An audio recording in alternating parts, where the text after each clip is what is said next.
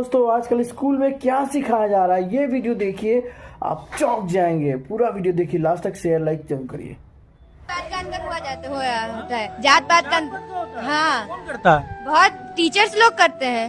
सरिता ma'am Ranjan sir ये सब करते हैं कि तुम इन लोग की कास्ट की हो, यहाँ पे बैठोगी तुम लोग, यहाँ पे खाओगी, सब तो यही कौन है कि अगर कोई दूसरा बच्चा जाके खाने के लिए बैठ जाता है तो उसको उठा दिया जाता है, उठा दिया जाता है। उसको खाने नहीं दिया जाता है। खाने तुम इसमें खाओगी, इन लोग बोलते हैं इतने बड़े घर के हो तुम इसमें खाओगी, इन लोगों के साथ खाओगी, ये बोला जाता है।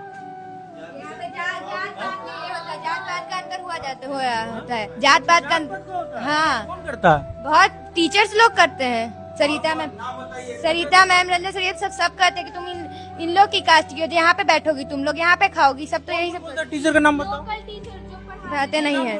जो जाति के नाम पे भेदभाव करते हैं उनका क्या नाम? Sarita ma'am, Ranjan sir, Vipin sir, ये सब तो